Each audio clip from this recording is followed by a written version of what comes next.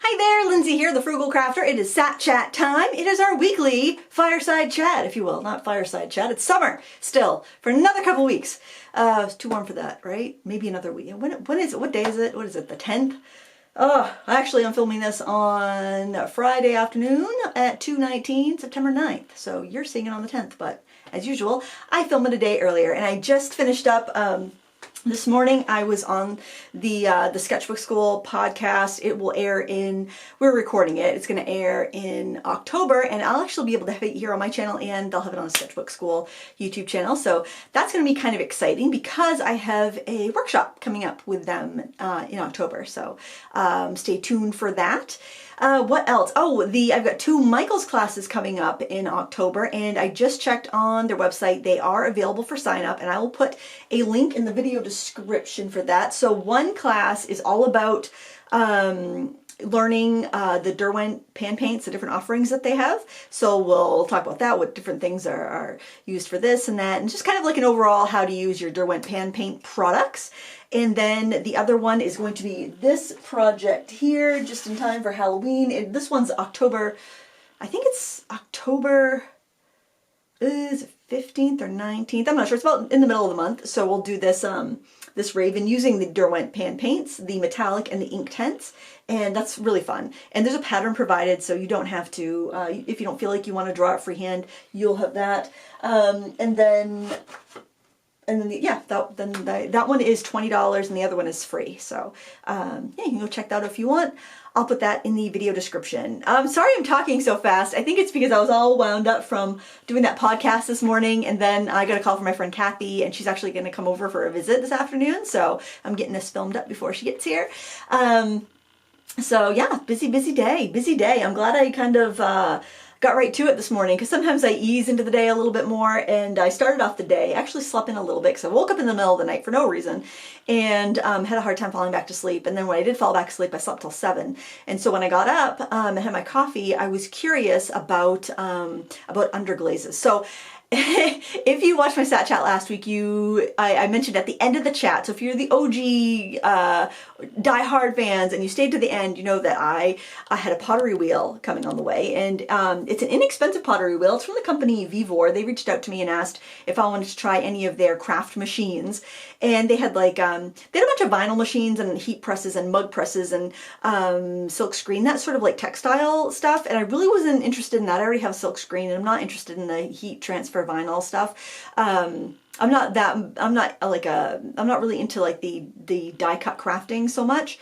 So when I saw they actually had pottery wheels as well, I was like, oh, I've always wanted one. I haven't done wheel throwings for 20 years. The last time I used any pottery wheels was back at the senior center where I was the art director, and I wasn't the pottery teacher, I was the painting teacher, and we actually had a volunteer there that did the pottery program, and he was a master potter, and the things I learned from him were excellent, and I'm surprised it actually came back to me. And we used electric wheels there. Then we did hand building and whatnot, and then in high school we did pottery, and we had the kick wheels, and those were a lot of fun too. And we actually got to go to a raku studio. So I'm lucky. I do have a little bit of a background there, but it's been a long time, and I didn't expect to create anything. But I thought I'd have fun and play with it. But the wheels seem to be really nice quality from what I recall wheels being. It's definitely not a toy. It's a real machine, and I'll do a little vlog. I've taken a little bit of film from my phone, my camera phone, the camera on my phone. I don't film with my phone videos generally, but I did use that in my pottery shed. I took the kids' old playhouse. They haven't used it in years, and I didn't have too much in it, but I cleaned it out, and I put the pottery wheel in there, and then I just gathered up stuff I could use with it, like buckets, and I had a bunch of pottery tools from like using for polymer clay, and plus the wheel came with a bunch of like trimming tools and whatnot, and just set up in there. I went to the local ceramics shop and got a 50-pound box of clay, and yeah, I'm having a great time. These are the bowls that I made. I did have a few like that smushed down. This is the first one I did, which I showed on Instagram, and I trimmed it. I'm very, very proud of myself. It's cool to the touch. It's greenware. I'd say it's more than leather hard. It's not quite bone dry yet though. But I did my trimming a couple days ago because it had been really kind of rainy and overcast for a few days, so I figured I could wait a few days to trim. And yeah, these are it. I'm going to experiment with some glazing and firing. I'm even going to try, because I have this one, I accidentally chipped it when I was trimming the bottom, and I had it down on the thing like that. So I'm actually going to experiment with pit firing with this because I have a fire pit out back. So, well, what the heck, I'll give it a try. It might not work, but you never know till you try. There's so many crazy videos on YouTube about, for pottery, so many good ones. If you're ever interested in learning, there's so many good ones. And I saw this one channel called, like, I think it's called the Ancient Clay or Ancient Pottery or something. And he like digs up his clay, like from the ground, and he pit fires. He made like a little, like basically a stove out of bricks on his driveway, and fired some pottery there. I was like, holy cow, that's so cool. So I don't know, I didn't intend to be this excited about it, but I've kind of been like a little obsessed. And then, so this morning I was watching videos about underglazes, because you can put the underglazes on green pottery, or you can misfire it and paint it on there. And I was like, oh, I don't know, I think I'll probably just go and use the glazes at the ceramic shop where I bought the clay, and just pay a fee to do that. But then I saw these glazes by Amico, and they look like watercolor palettes. It's like it's a semi-moist glaze, so you just use a wet brush and you would get the glaze out when you paint it on. And I'm like, if I could do watercolor essentially on pottery, oh my gosh, that would be perfect. I would just love that. That would be so much fun. It's really funny because I'm trying to find, where's the first one? Oh my gosh. So this is the first one that I trimmed, and it's like totally gnarly and awful looking. And I was proud of myself. I'd been like, whoa, I trimmed a pot. I'm so excited. Look at the outside of this. It's so uneven. And then like, and this, I don't know if this is the last one, but this was one after a few practices. I'm like, I got so much better. I made a little like collar there on that pot. So it's really cool how quickly you can progress at something. And it's also a good reminder of what it's like to be a beginner, because I think we forget that as teachers sometimes, like what a beginner goes through and being completely new. And the other thing that's really exciting about beginning something again, like doing something where you're totally a novice, is how fast you learn. And because like when you're a beginner, your jumps and you make big jumps in knowledge. After you're more experienced, you plateau. You start to plateau, and then you make a little bit of a jump up, and then but there's a lot more plateauing the more advanced you get in a craft. So this has been really fun, really exciting about that, because you get to be a beginner, and it's exciting to be a beginner at something. Everything's fresh and new. It's like a new romance. A new romance. Pottery is my new romance. So what else is new? So yeah, so stay tuned. I will do a little, I don't know if any of the footage that I took on my phone is usable. I put it on my computer because my phone does not have a lot of storage capacity. So I'll probably just bring my camera out there. It wasn't as messy as I thought. I thought there'd just be like, I'd have to dexter up a room in order to use pottery, but it wasn't that bad. The splash tray catches most everything, and I did notice a little speckles on like the power cord and stuff, but not bad. I might bring the pottery wheel in for the winter, either in the garage or in the basement. Probably the basement, because the garage I want to put our vehicles, and since we'll just have 2 vehicles because the kids are all off to seek their fortunes, we'll be able to park all of our vehicles in the garage. It'll be such a lovely thing. Except probably by the time the snow's flying, everyone will be home. The girls will be home on break. But, I don't know. We'll see. We'll see when we get to it. But I'm telling you, this has been a wonderful way to deal with the empty nest. In fact, I am enjoying it quite a bit. Oh, something else I want to mention. I tried these out. I mentioned, was it last week or the week before, that I picked up the matte black, the Pitt Graphite Matte pencils, and I think it was Ian said in the comments that they're a combination of like graphite and charcoal or something, and I was kind of like, oh no, I really was hoping that wasn't the case, but they definitely had this almost like gummy feeling when I was working with them. It didn't seem to blend as much as like graphite. They didn't feel as slick and smooth, so I don't know. This is what I did with it. This tutorial will be up in Critique Club this weekend, but hopefully, I mean, there'll be a little glare because that blade's really bright, but is that focusing? Let me just move my face out of the way. Hopefully the camera's focusing on that. So there is still a glare. It's not as bad. Like if we get the light there, you can see a bit of a glare, but it's not as bad as graphite. But I definitely had some like gumming up on the paper of the graphite, and then when I went in with the electric eraser to do the woolly wool, it's a sheep, so I guess it's woolly wool, I was getting a little like kind of like gumminess on the eraser. on the paper rather, and the eraser was getting real clogged. And then I also tried my Mono Zero eraser, and that was kind of also getting clogged. I did use the eraser that came in the kit, and it was all right, but I was just doing a light erasing with that. It might be that paper too. This is kind of fun actually. This is the Viviva Inktober little folio set, and I used that. This is coming up, I think. Like I'll have that coming up later on this month. That was just a fun little, I've been watching Nosferatu on Hulu, and actually I just finished it up. I really thought that was fun. It was a good series if you like horror. It wasn't even that scary, I don't think, but I like it. Very Stephen King-y. It's his son, Joe Hill, that wrote the book Nosferatu, and it definitely has a Stephen King flair to it, or flavor. I'd say flavor, because it's on its own. I think it's good. But anyway, I was thinking about a classic car, and so I'm like, ooh, that would be fun to just do a little detail of a classic car.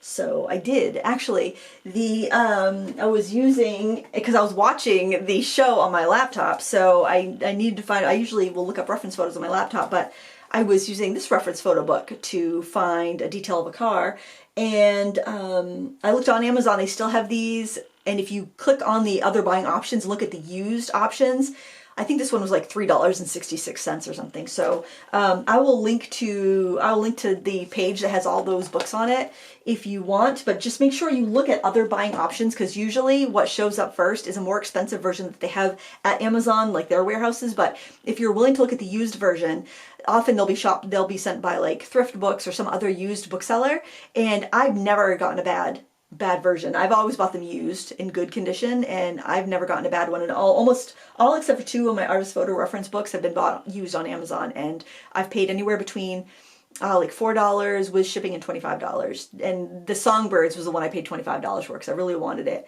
and it was worth it.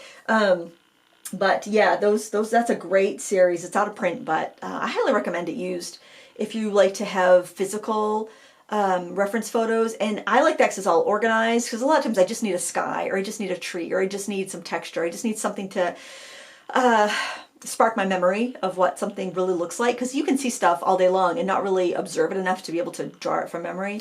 So I found those very helpful for that reason, and I have the whole series. So just a good reminder that those exist. You might even find them in your local library, and if you do, then you can always check them out and see if it's something that you would really use before spending the money. But there's something I'm always taking off my bookshelf again and again, and I don't keep too many art books around, so you know, something that I actually reach for again and again, I think is worth recommending. So what else? So Critique Club, we have that drawing, graphite drawing. I bought those pencils because I thought that would be nice for doing tutorials where it will be easier to see on film, but they also feel harder than like what an equivalent, like the HB. And I was sketching with an HB just to do painting on top of, and I could barely see the lines here in person, let alone what the camera was picking up, which was less. It always is less than what I can see in person. And it just felt hard. And a lot of times if I draw with an HB pencil, which is like your typical number 2 pencil, the line's plenty dark. And especially if I give it any pressure, it's plenty dark. So they feel like less dark, and I like a real dark pencil. So, and they go from HB to 14B, so that's a darker range. I would suggest if you're looking to try those and you want to just buy, they make them in a 3-pack as well, and you just want to try like the 3-pack, I would get the darkest ones because I don't think they're going to be too dark. It's just kind of an odd duck. I'm not passing judgment on them yet because it might just be one of those things that's not really my cup of tea, but it might be somebody else's perfect. But I don't know. I'm gonna try different paper because, like, even washi tape ripped to the paper from this Inktober sketchbook. So it could just be soft paper. I could just need a more robust paper. I don't know. I'm not sure. But Pastel Month is happening on my channel. I've posted 2 tutorials already and just an overview, what to expect, what to get, that sort of thing, with some budget supplies in case you don't have anything and you just want to try before you buy or try before you spend a lot. I would definitely recommend, if you have any pastels, oil pastels or soft pastels that you try what you have first. And then if you feel they're inadequate, then you can go on and buy more. Because a lot of times, a lot of the like the soft pastels and even the oil pastels that are coming out now, like the store brands, are made by Mungio, and Mungio makes a really good, I think, a good quality product for the price.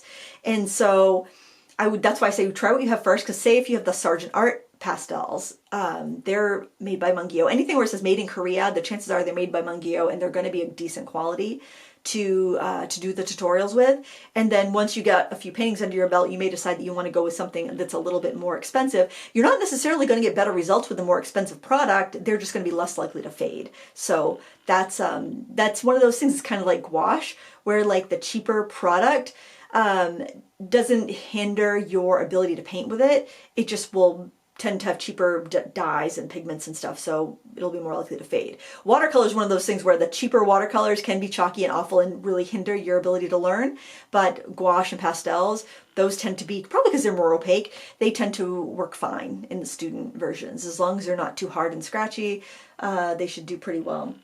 But this is one we have coming up next Monday, using soft pastels. So this was a lot of fun to paint, and you can look forward to that on Monday. We did this one on Thursday, so that one's up now. It's a very easy, and it's kind of a companion piece to the oil pastel we did on Tuesday. So I don't have that one handy. I already wrapped that up and stored it because I filmed it quite a while ago, and I was just waiting to post it. But so yeah, lots of exciting things. Video every day for the most part this month. So if you are looking for inspiration, you can find it. And so just to recap, what's going on is the basic videos I post, because I know a lot of times people just come for Sat Chat and they don't watch any of the other videos. Or in case you're new here, Mondays I have a product review. Tuesdays will be a Pastel Month video. Wednesdays is a watercolor video. Thursdays is a Pastel Month video. So Tuesdays and Thursdays, I don't always have something on my channel, or I may have like a card making video, or I may have just something random on Tuesdays or Thursdays, or nothing.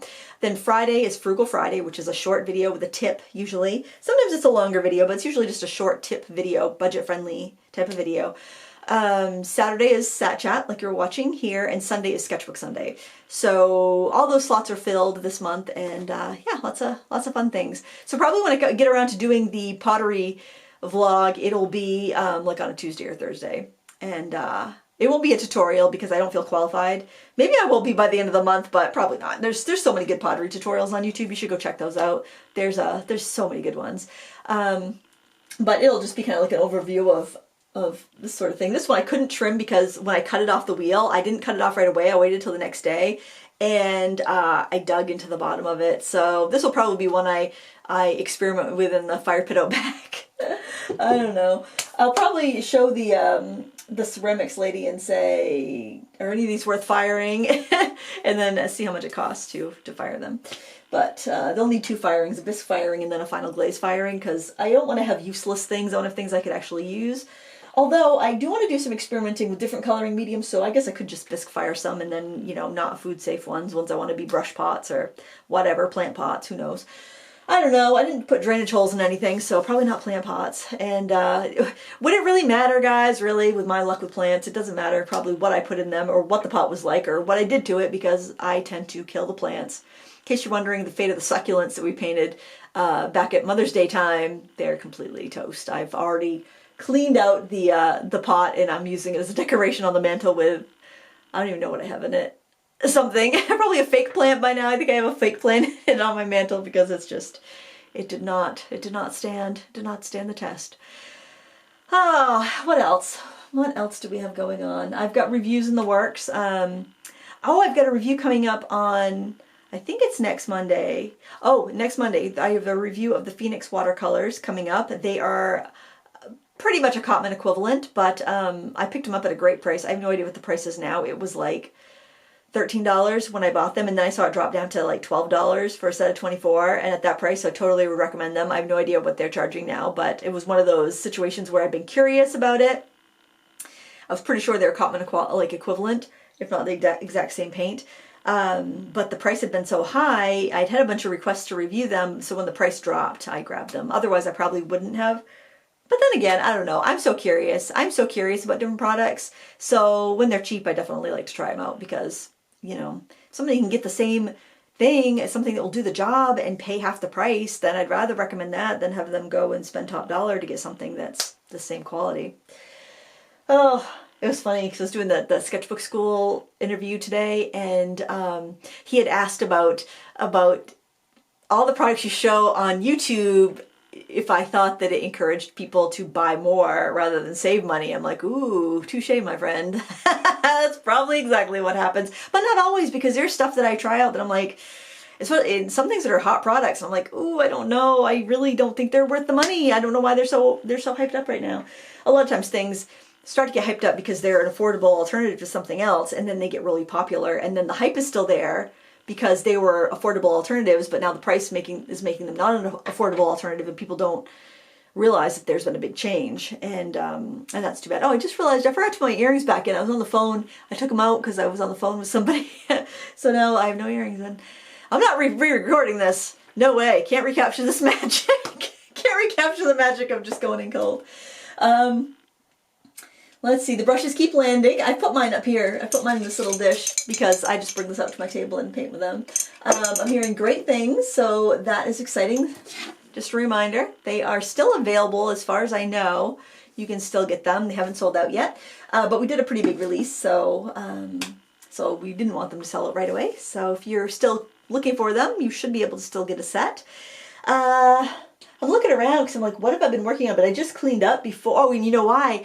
I'm using the Room of Hoard. So if you missed the Room of Hoard, that's where I'm filming all the Pastel Month tutorials. Not that it really matters because it's still an overhead shot, but I decided to do it in there because I'm filming two tutorials a week. So I'd rather just be able to spread out there and have all the mess out there. And something I've realized that I want is I would like to have another set of drawers for pastels so that I have a separate one for my oil pastels, because I have 2 drawers in my main. I have those, you can get them at Blick or Jerry's Artorama or Amazon. They're those really shallow drawers. And I've always stored my pastels in them and just kind of added on. And I've got 3 sets of 3, so 9 drawers total. And I have 2 drawers that's oil pastels and the rest are all soft pastels. But I've received a set of Paul Rubens soft pastels. That's what I did those 2 pastels I showed you with, and they now have an assorted set, which I just reviewed. That's coming up in like 2 weeks, but the tutorials with them will be last Thursday and then this coming Tuesday. I really like them and I want to put them in with my other pastels, and the drawers are getting kind of too full and tight, so I want to take the oil pastels out and spread out the soft pastels a little bit more. But then on the other hand, that little set of assorted Paul Rubens pastels is kind of nice just to have together, because you can do a lot of paintings with just those and I wouldn't have to have the drawers. I don't know. I'm always reorganizing stuff. Do you guys do that? Do you like get in a little tangent and then decide you need to reorganize everything and then realize it was better the way it was before? So, plus, it's a good thing that I'm on a spending freeze this month, although I did buy clay. I did buy the clay, but I said I would do a video on that pottery wheel as a condition of them sending me the pottery wheel. So I did need some clay for that. It didn't come with clay, so that was a legitimate work expense. But other than that, I haven't bought anything this month. Not that it's like some big feat for me to do a no spend, because by the fact of what I do for a living, there's always new products coming in.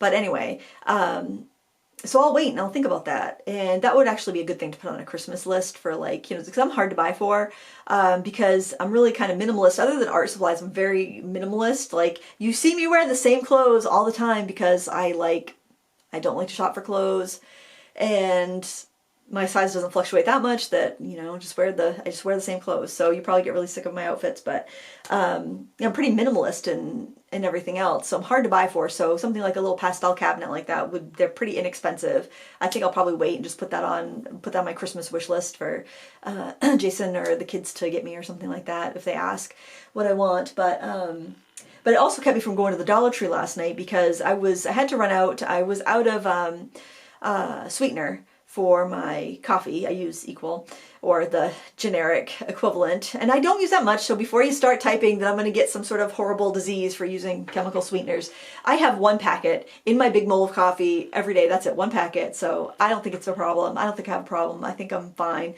My doctor said it was perfectly fine, even when I was pregnant, to have up to 4 sweeteners a day, and I only have 1.